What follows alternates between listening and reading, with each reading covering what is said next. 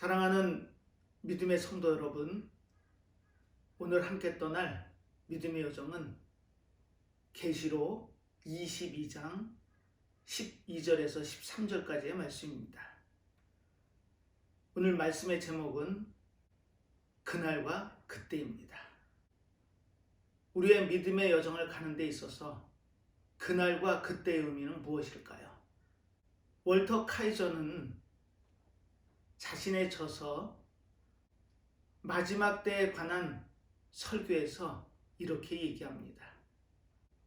그날과 그때, 즉 주님께서 다시 오심을 약속하심처럼 재림에 대해서 우리가 알지 못한다면 하나님께서 이끌어 가시는 그 경륜에 있어서 많은 부분을 놓치고 가는 신앙생활이 될 수 있을 거라고 경고하고 있죠.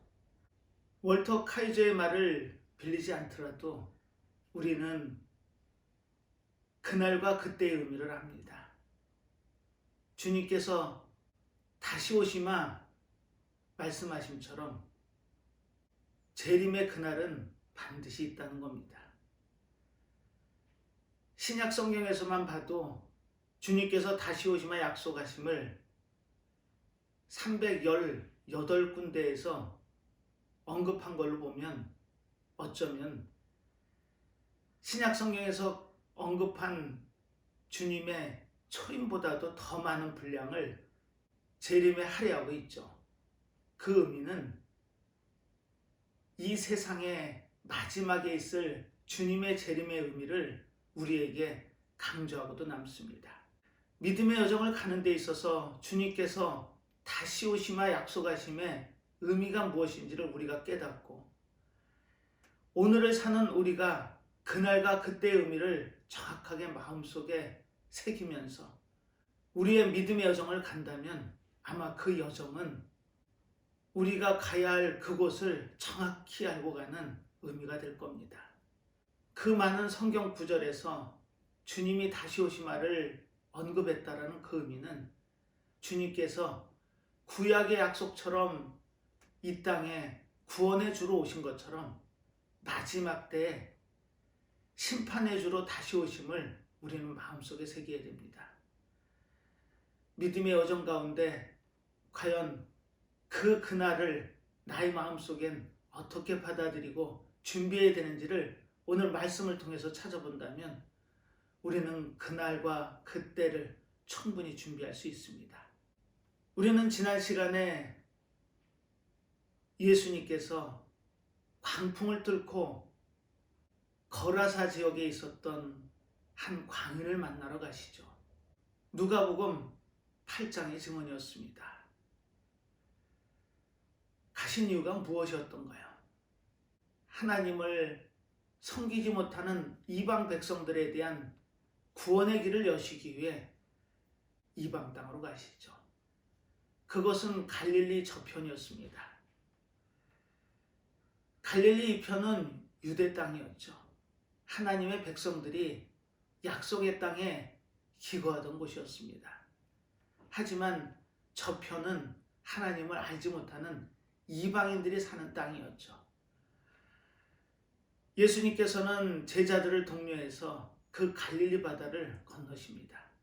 그리고 저편에 닿으시죠. 그때 앞으로 달려나와 엎드려 절하는 자가 있었습니다. 바로 귀신 들린 자였죠. 예수님의 여정의 방향은 이 귀신 들린 자를 만나서 치유하시고 그를 통해서 이 이방 땅에 하나님의 복음이 전파되기를 원하셨던 겁니다. 그리고 귀신들에게 명령을 하시죠. 그때 그 귀신들은 예수님의 정체를 알아봅니다. 그리고 간청을 하죠. 그 간청의 의미가 무엇이었던가요? 자신들을 무적행에 가두지 마시고 저기 보이는 돼지떼에 들어가게 해달라고 간구를 합니다. 예수님께서는 그들의 청을 들어주시죠. 그리고 레기온이라 칭해지는 그 군대 귀신들을 돼지떼에게 들어가게 하셨던 겁니다. 그리고 결과는 어떻게 됐던가요? 돼지떼에 들어갔던 그 귀신들이 그 돼지떼를 몰아 갈릴리 호수로 달려갑니다. 그리고 몰살을 하죠. 이 몰사의 의미는 목졸라 질식시켜 죽이다의 의미였습니다. 우리는 개구리와 전갈의 우화에서처럼 강을 건너던 전갈이 개구리의 등에 자신의 독침을 꽂습니다. 그리고 함께 죽음의 나락으로 떨어지죠. 이처럼 그 군대 귀신들은 자신의 안위를 돌보지 않고 그 돼지떼를 갈릴리 호수에서 몰사시키고 있었던 겁니다. 바로 그들이 가지고 있었던 속성이었죠. 즉, 그들은 파멸의 길로 모든 것을 이끌어가는 속성이 있었습니다. 귀신들인 자도 그와 같은 위치에 있었죠. 옷도 입지 않고 집에도 가지 않으며 무덤에 거했답니다. 하지만 그 군대 귀신 들린 광인을 예수님은 고치시죠. 그리고 집으로 오이코스로 돌아가라는 말씀을 하십니다. 예수님의 그 손길에 나음을 입은 광인은 이제는 무덤에 있지 않습니다. 무덤이 어떤 곳인가요? 절망과 사망과 부패가 있는 곳입니다. 그 모네마에서 예수님은 광희를 끄집어내시죠. 그리고 집으로 돌려보내십니다. 이 나음받은 광희는 예수님께 간청을 하죠. 예수님을 따라가겠다고. 하지만 예수님께서는 그 광인에게 놀라운 사명을 주십니다. 집으로 돌아가서 내가 겪었던 그 모든 것을 증언하고 증거하라고. 그 광인은 예수님의 말씀을 따라 집으로 돌아갑니다. 하지만 그 집에는 아직도 하나님을 모르는 자들이 태반이었죠. 그 광인의 겪은 저간의 사정을 들은 그들의 마음속에 하나님의 복음의 씨앗이 떨어집니다. 그리고 이방 땅 데가볼리 거라사 지역에 하나님의 복음이 들어가는 놀라운 역사가 임했던 겁니다. 이처럼 예수님께서는 그 광인 하나를 무덤에서 건지셔서 집으로 돌려보내셨지만 그 결과는 어마어마한 결과로 나왔던 겁니다. 그것이 복음의 힘이죠. 이방 땅인 데가볼리에 하나님의 복음이 선포되고 그것이 온 땅에 전파되는 놀라운 역사가 임했던 것입니다. 사랑하는 믿음의 성도 여러분, 우리는 이 땅의 삶을 살면서 얼마나 그 복음 전도자의 삶을 살고 계신가요? 얼마나 예수를 믿는다는 고백과 함께 나의 삶의 모습이 주님께서 원하시는 삶을 향하고 계신가요? 오늘 보는 본문은 세상의 마지막 때입니다. 우리는 어쩌면 그 마지막이 있을까라는 의문 속에 살 수 있습니다. 하지만 오늘 본문의 기록처럼 예수님은 다시 오시마 약속을 하고 계시죠. 오늘 본문의 기록입니다. 보라, 내가 속히 오리니 내가 줄상이 내게 있어 각 사람에게 그의 일한 대로 갚아주리라. 그리고 20절에 다시 한번 이 말씀을 강조하십니다. 이것들을 증거하신 이가 가라사대 내가 진실로 속히 오리라 하시거늘 아멘. 주 예수여 오시옵소서. 주 예수의 은혜가 모든 자들에게 있을지어다. 아멘. 이렇게 성경이 끝을 맺습니다. 성경 66권의 마지막 책 요한계시록, 그 마지막 장이 오늘 보는 22장입니다. 그리고 21절로 이 성경의 대단원이 막을 내리죠. 그런데 그 마지막 말씀이 내가 진실로 속히 오리라고 말씀하고 계십니다. 즉, 이 땅에 심판의 때가 있고 그 날과 그 때가 반드시 온다는 겁니다. 우리는 오늘을 살면서 얼마나 그날과 그때를 마음속에 기억하시나요? 작년 12월에 개봉된 영화 중에 Don't Look Up이라는 영화가 있었습니다. 미시간 주립대학에서 천문학 박사과정을 이수하고 있었던 한 여학생 디비아스키가 천문을 관측하다가 한 혜성을 발견합니다. 그런데 그 혜성은 놀랍게도 지구를 향해 달려오고 있었죠. 이 발견을 자신의 지도교수인 랜들 교수에게 알립니다. 그리고 그 랜들 교수는 이 혜성의 궤적을 계산으로 추적해보죠. 그런데 놀라운 결과에 도달하게 됩니다. 불과 6개월여의 시간이 지나면 디비아스키 혜성이 지구와 충돌하는 결과치를 얻죠. 천문학 박사과정에 있던 디비아스키의 이름을 따서 그 혜성의 이름을 명명합니다. 그리고 그 결과를 세상에 알리기 위해 동분서주하죠. 그리고 정치의 중심부라는 백악관까지 가서 대통령을 만납니다. 하지만 웬일인지 그 혜성이 지구를 향해 달려오고 있다는 그 소리에는 귀 기울이지 않습니다. 오직 자신의 중간선거 결과에만 관심을 두죠. 이 영화의 내용은 그렇습니다.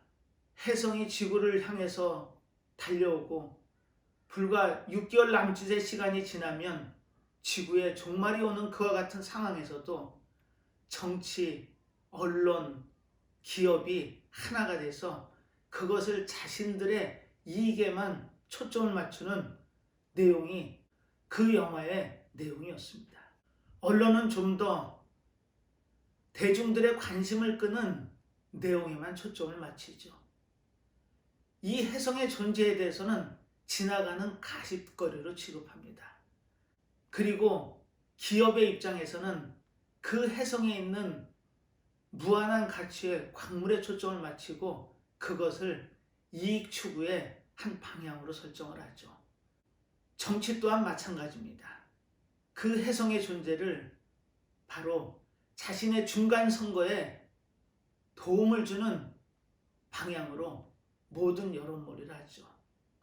이와 같은 상황에서 그 혜성을 발견한 여학생과 지도교수는 이 지구 종말의 사건에 대해서 많은 이들에게 알리기 위해 애쓰죠. 하지만 어느 누구도 관심을 갖지 않습니다. 이것이 오늘을 사는 우리의 삶의 모습입니다. 우리는 그날과 그때가 있음을 성경의 말씀을 통해 알고 있죠. 하지만 믿음의 여정을 가고 있는 우리들 또한 그날과 그때에 대한 의미에 대해서 정확히 알고 계신가요?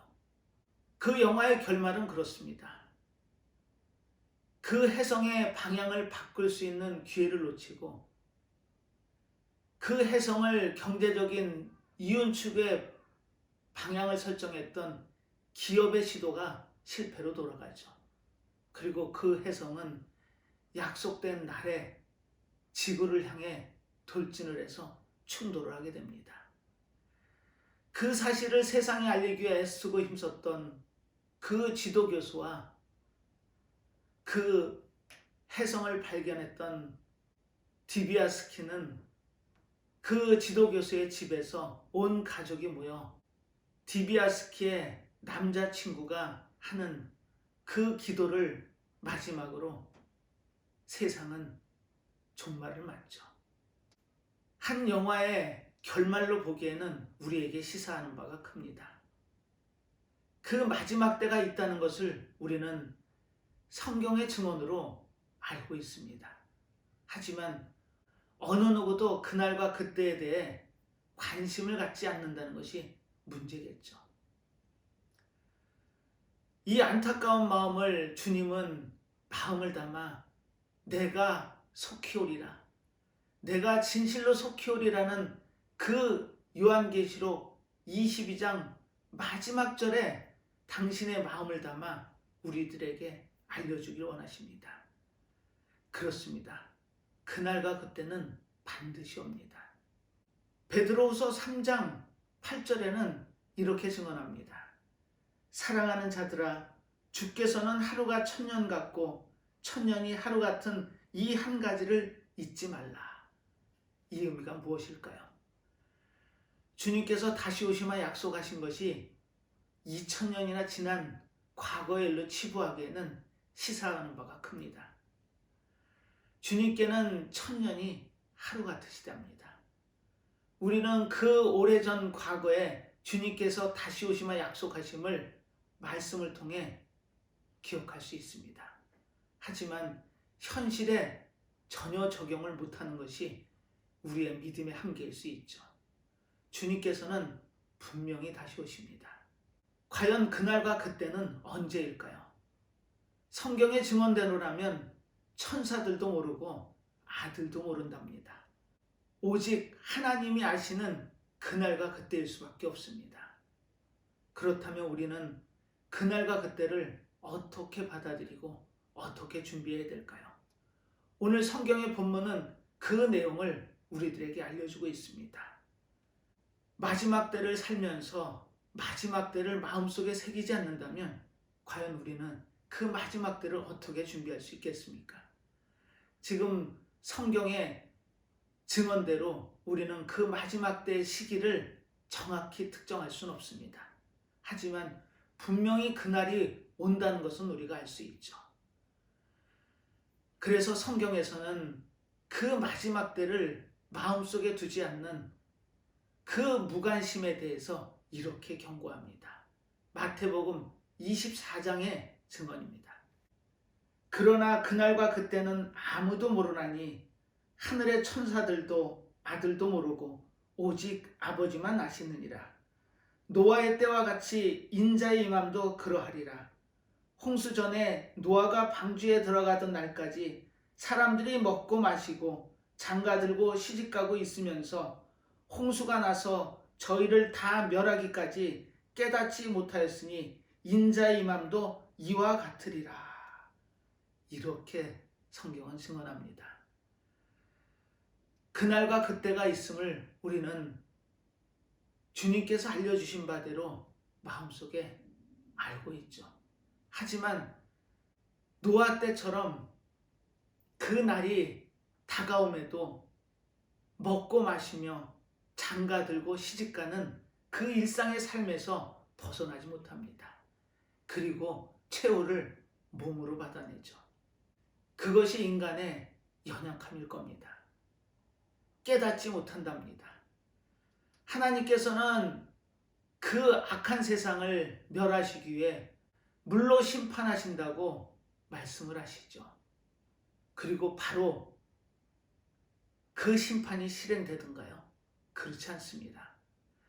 120년이라는 시간을 그들에게 허락하죠.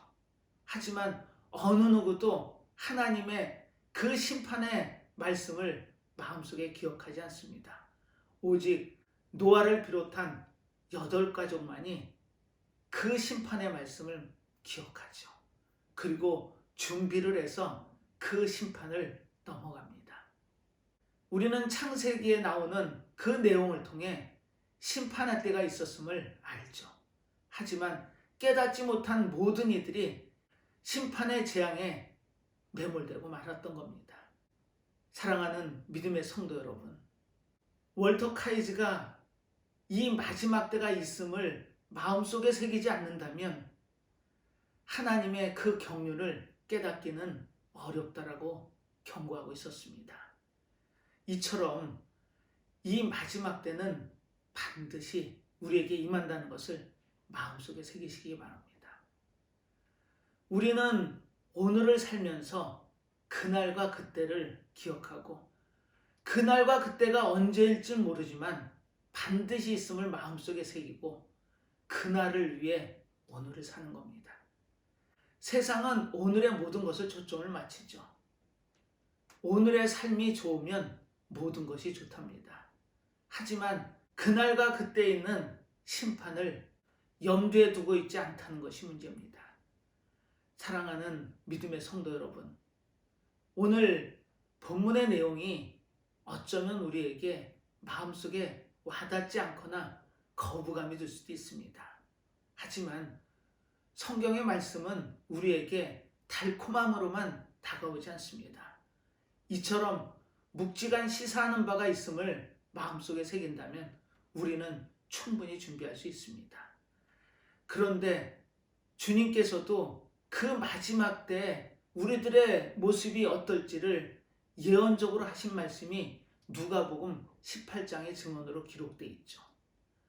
마지막 때를 예수님이 말씀하십니다. 그리고 밭을 매다가 한 사람은 데려감을 당하고 한 사람은 버려둠을 당한답니다. 그리고 맷돌질하는 여인들 중에 한 사람은 데려감을 당하고 한 사람은 버려둠을 당한다는 기록을 통해 그 마지막 때의 모습을 우리에게 상기시키고 있죠. 그리고 18장에는 불의한 재판관에게 원한을 풀어달라고 간청하는 한 여인의 등장을 통해 그 원한을 풀어주십니다. 그때 성경의 한 구절이 우리의 마음에 묵직함으로 다가오죠. 8절의 증언입니다. 내가 너희에게 이르노니 속히 그 원한을 풀어주시리라. 그러나 인자가 올 때 세상에서 믿음을 보겠느냐 하시니라. 믿음을 보겠느냐. 맺혔던 원한을 주님은 반드시 풀어주신답니다. 우리가 믿음의 여정을 가는 데 있어서 세상에서는 환난을 당하나 담대하라고, 내가 세상을 이겨노라고 말씀을 하시고 그 담대함을 강조하시죠. 그리고 그 믿음의 여정 가운데 겪었던 환난과 고난을 반드시 갚아주시겠다는 약속을 하십니다. 그때가 언제든가요? 바로 그날과 그때였습니다. 우리가 믿음의 여정을 가는 데 있어서 많은 어려움과 환난을 겪을 수 있다는 겁니다. 하지만 그 모든 과정들을 기억하시고 그날과 그때에 그 원한을 풀어주시겠다는 약속을 하시죠. 그런데 여기서 믿음을 보겠느냐는 예수님의 탄식 같은 예언의 말씀이 기록이 되어 있습니다. 우리가 믿음의 여정을 가는 데 있어서 그 마지막 때까지 믿음을 지키는 자가 과연 있을까라는 반문을 하고 계십니다. 그 의미는 그 마지막 때 믿음을 지킨 자를 찾아서 약속의 땅으로 들이시겠다라는 주님의 약속의 선언이셨습니다.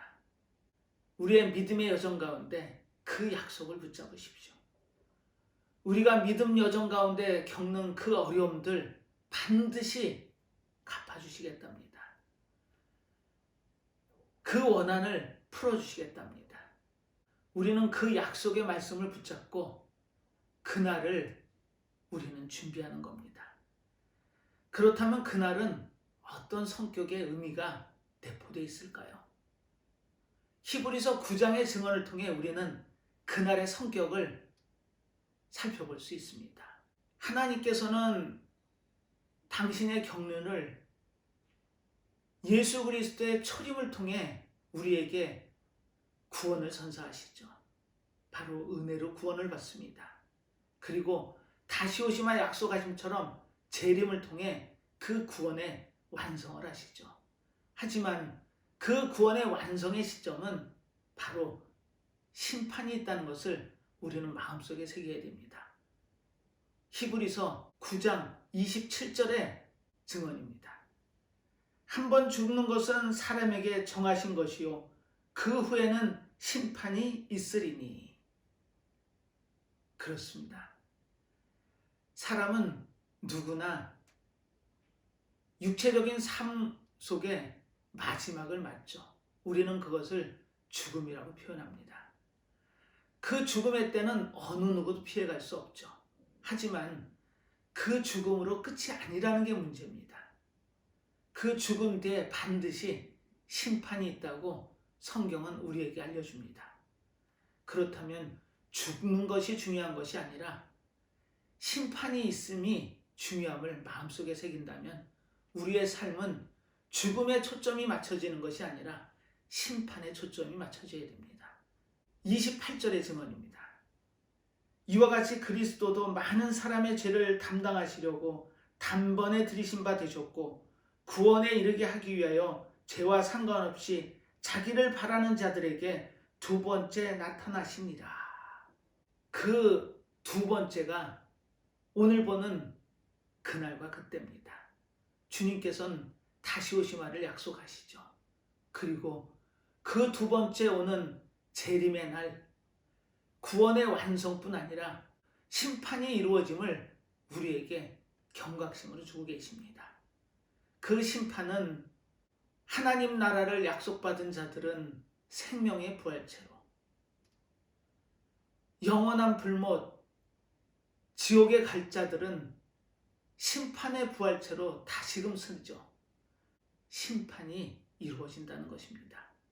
그 마지막을 생명의 부활체로 맞느냐, 심판의 부활체로 맞느냐는 우리의 선택의 문제일 수 있습니다.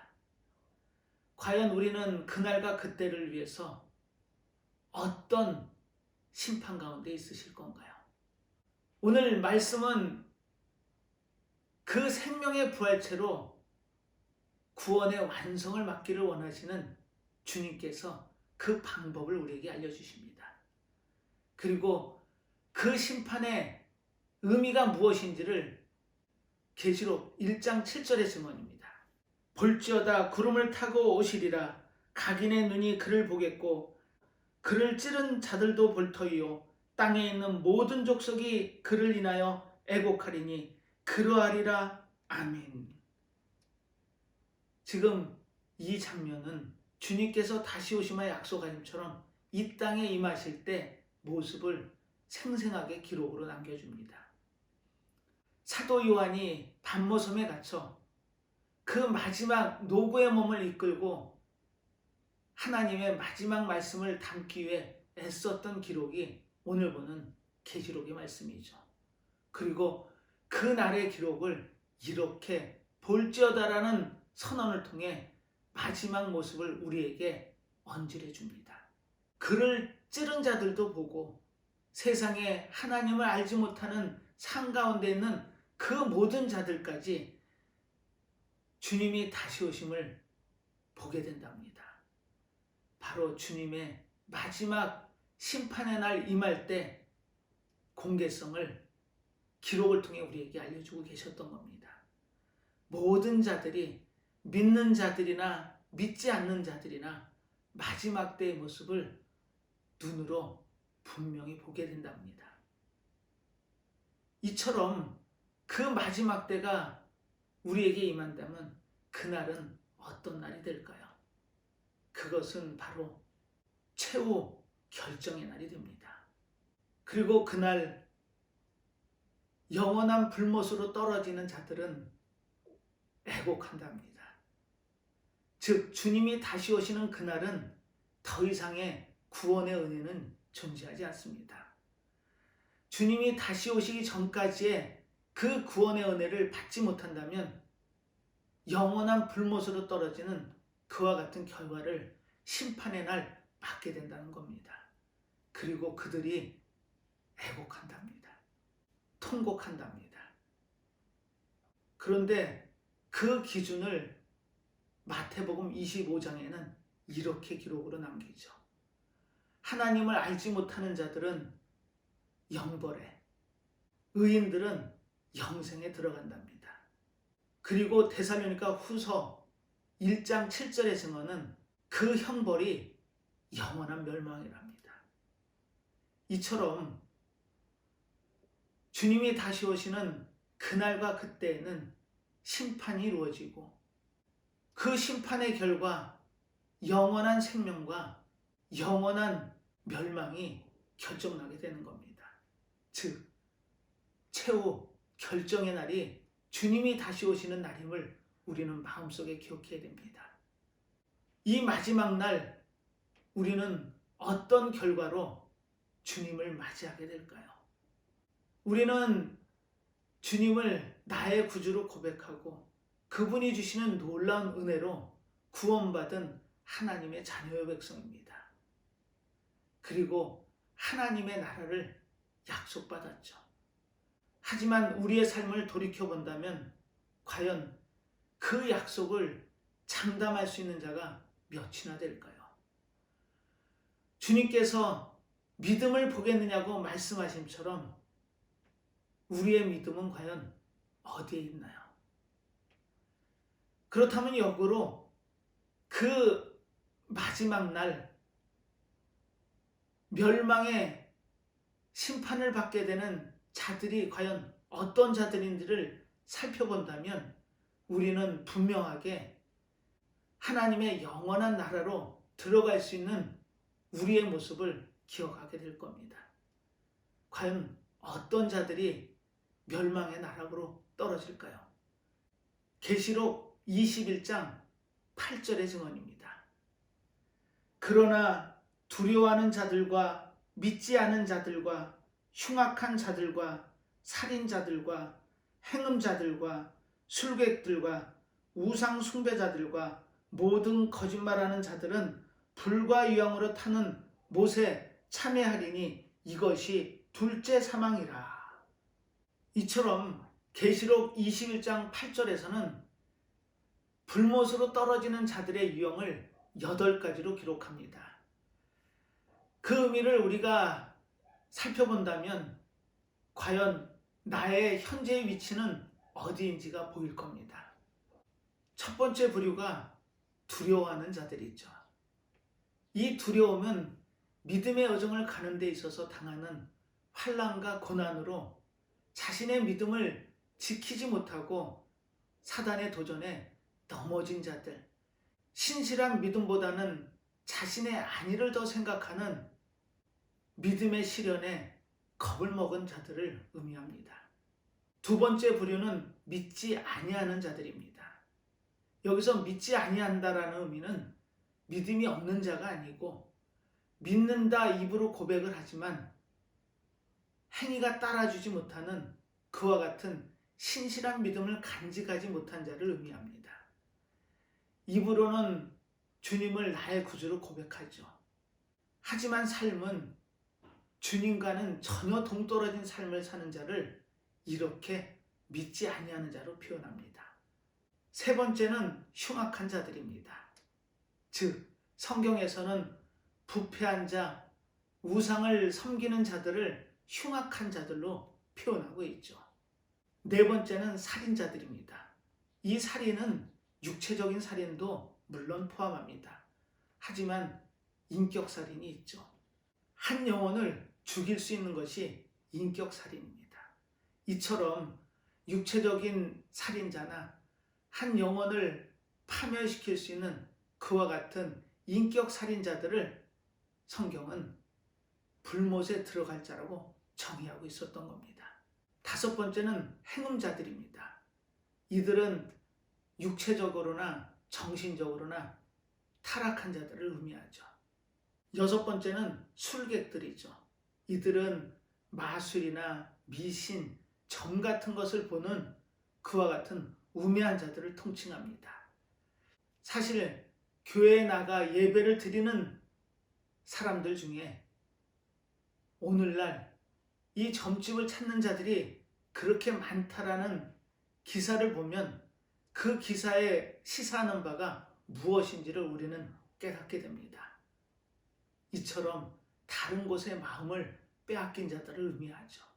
일곱 번째는 우상 숭배자들입니다. 하나님 위에 더 가치를 두는 것이 있다면 그것이 우상이죠. 오직 하나님을 바라보고 하나님을 의지하는 삶을 살아야 되는 우리가 하나님보다 더 우선순위에 두는 것이 있다면 그것이 바로 우상입니다. 여덟 번째는 모든 거짓말하는 자들이죠.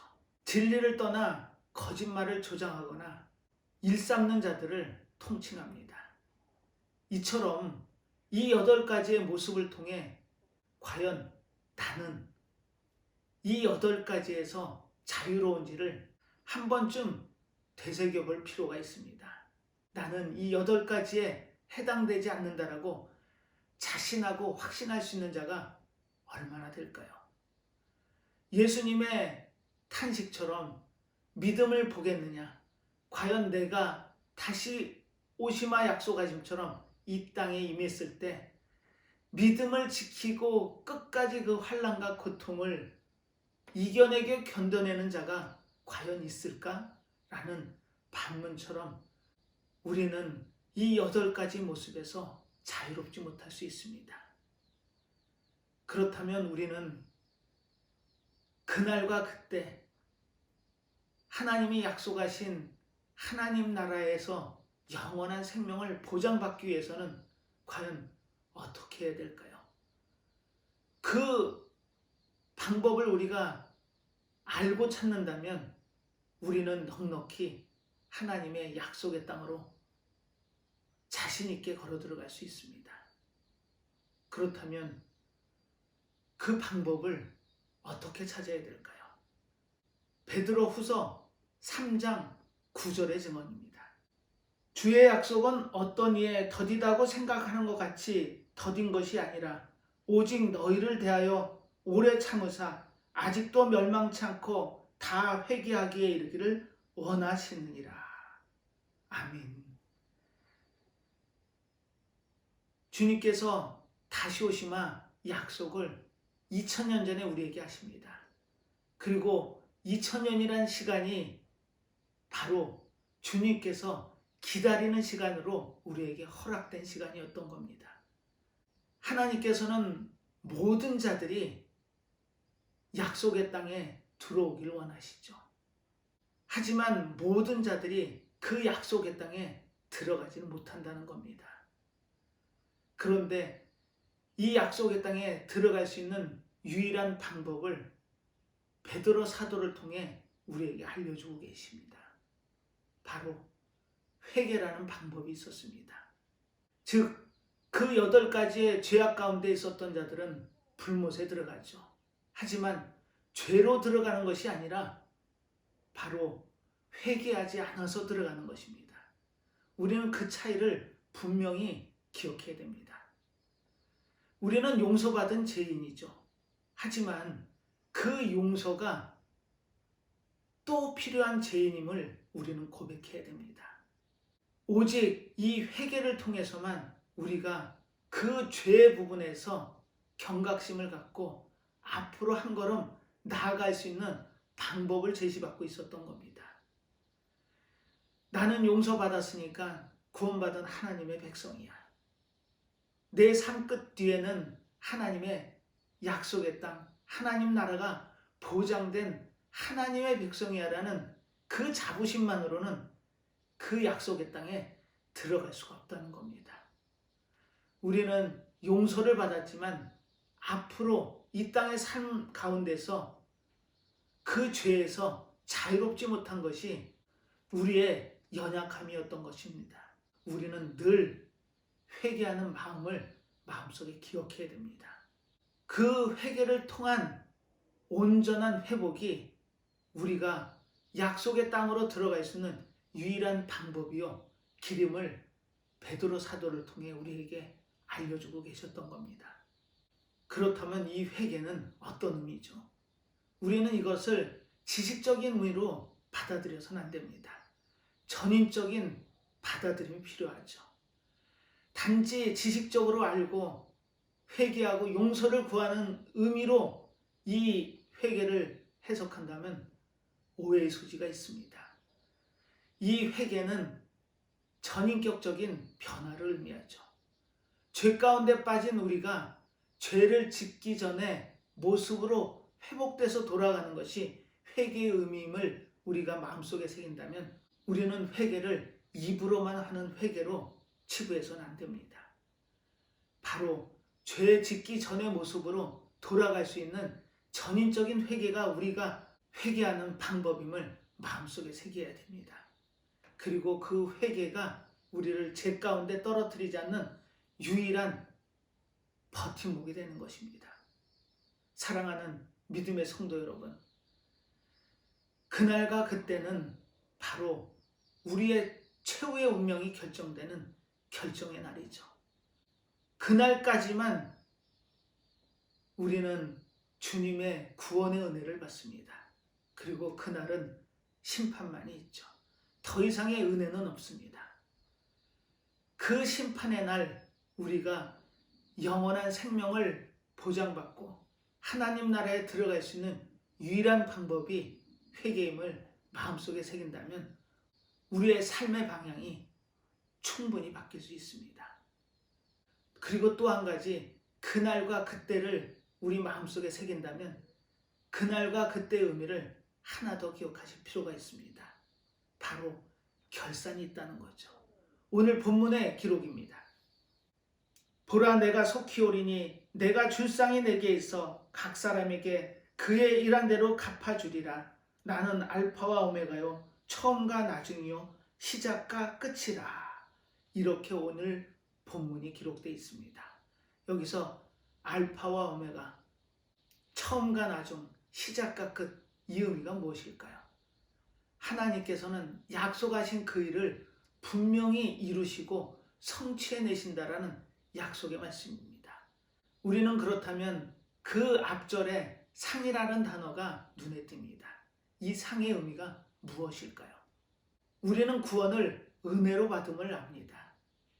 그리고 이 상은 바로 우리의 행위로 받는 것이죠. 마태복음 25장에는 달란트의 비유가 있죠. 주인이 타국으로 떠나면서 종들에게 5달란트, 2달란트, 1달란트를 남깁니다. 그런데 5개, 2개의 달란트를 받은 종들은 나가서 그 주인이 맡겨주신 것으로 장사를 해서 5달란트와 2달란트를 남기는 결과를 얻습니다. 그런데 1달란트 받은 그 종은 어떤 모습을 보이던가요? 주인이 맡겨주신 그 1달란트를 땅에다 묻습니다. 그리고 자기 나름대로 열심히 방법을 찾아 삶을 누리죠. 그런데 마태복음 25장 19절에는 바로 회개할세, 결산이 있다는 겁니다. 5달란트 남기고 2달란트 남긴 자들은 똑같은 칭찬을 받습니다. 착하고 충성된 종아. 바로 주인이 베푸는 잔치에 참여함을 허락받게 되는 거죠. 하지만 1달란트를 들고 온 그 종의 답변이 놀랍습니다. 당신의 것을 받으십시오. 나는 내 나름대로 열심히 내 방법대로 이 땅의 삶을 살고 결산하러 왔습니다라는 고백을 합니다. 그때 주인의 반응이 어떻던가요? 악하고 게으른 종이랍니다. 너는 내가 맡긴 것을 땅에 묻어두고 내 맘대로 살았으니 그 결과는 어두운 데 내쳐지고 이를 갈미 있을 거라는 그와 같은 결산을 받죠. 그렇습니다. 그날과 그때에는 우리의 운명이 최후로 결정되는 날일 뿐더러 우리가 그동안의 삶에 대해, 행위에 대해 결산이 이루어지는 최종 결산의 날도 된다는 것을 마음속에 새기시기 바랍니다. 구원은 은혜로 받습니다. 하지만 그 하나님의 나라의 약속의 땅에 들어갈 때 우리의 상은 바로 우리가 이 땅의 삶을 산 행위대로 받는 것입니다. 그 상을 많고 적음의 의미로 받아서는 안 됩니다. 5달란트 받은 자나 2달란트 받은 자나 칭찬은 똑같이 듣습니다. 충성된 종아. 이 충성이라는 의미는 주인을 신뢰하고 믿고 주인이 바라는 대로 산 삶을 의미하죠. 우리는 이 땅의 삶을 살면서 과연 주님이 원하시는 삶을 살고 계신가요? 우리는 주인이 원하시는 삶을 사명이라고 기억합니다. 즉, 우리에게 맡겨준 삶이 있다는 겁니다. 그 삶을 온전히 살아낸 자는 착하고 충성된 종이라는 칭찬을 듣고 주인의 잔치에 참여할 수 있는 길이 보장되는 것입니다. 하지만 그 사명을 땅에다 묻어두고 내가 원하는 방식대로 열심히 나름대로 산 그 삶을 주님은 악하고 게으른 종이라고 결론 짓고 계셨던 겁니다. 그리고 주님이 베푸시는 잔치에 들어가지 못한답니다. 사랑하는 믿음의 성도 여러분, 우리는 그날과 그때의 의미를 정확히 오늘 성경의 말씀을 통해 찾아봤습니다. 그날과 그때는 주님이 다시 오시마 약속하심처럼 재림하신 날이요. 그날에는 우리의 운명이 결정되는 최후의 결정의 날일 뿐더러 우리가 이 땅의 삶을 주님이 맡겨주신 사명대로 살았는지 아니면 내 마음대로 내 의지대로 살았는지에 따라 결산이 이루어지는 결산의 날입니다. 그리고 그때 상급이 주어지죠. 믿음의 여정 가운데 삶을 살아내고 있는 사랑하는 믿음의 성도 여러분, 우리의 믿음의 삶이 녹록지 않을 수 있습니다. 이 믿음의 삶 가운데 많은 환난과 고통을 견뎌내야 되는 어려움도 있을 겁니다. 하지만 주님께서는 그 어려움을 견뎌내라고 우리를 격려하고 계시죠. 그리고 주님이 약속하신 그날과 그때가 되면 그 모든 것을 갚아주시겠답니다. 그리고 보장하고 계시죠. 바로 영원한 생명의 길을 우리에게 약속하시며 우리가 사명을 따라 산 그 놀라운 삶의 결과에 대한 상을 우리에게 분명히 주신다고 약속하십니다. 이 땅의 삶을 살아내고 있는 믿음의 성도 여러분, 오늘의 삶 가운데 우리는 오늘을 위한 삶이 아니고 그날과 그때 다가오는 주님이 오시는 그날을 마음속에 새기고 우리는 그날을 준비하며 오늘을 사는 놀라운 믿음의 역사를 매일매일 삶으로 체험해내는 귀한 삶을 살기를 간절히 축원하면서 오늘 말씀을 마무리하도록 하겠습니다. 기도하겠습니다. 사랑과 은혜가 많으신 하나님 아버지, 오늘 그날과 그때가 있음을 우리들에게 마음속에 새기게 하십니다.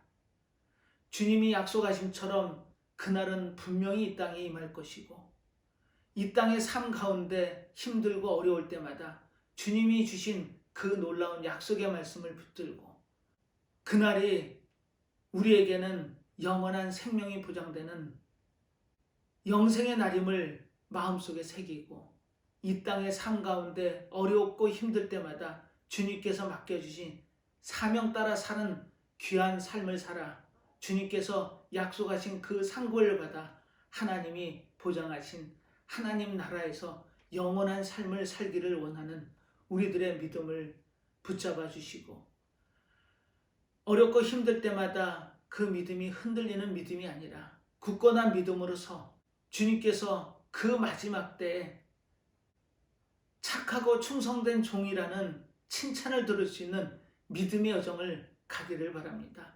우리 앞에 놓인 많은 문제들, 어려움들 믿음으로 이기게 하시고 매일매일 삶에서 그날을 준비하는 삶을 사는 저희들 모두의 삶이 될 수 있기를 간절히 바라고 원하며 모든 말씀 예수님의 이름으로 기도드리옵나이다. 아멘.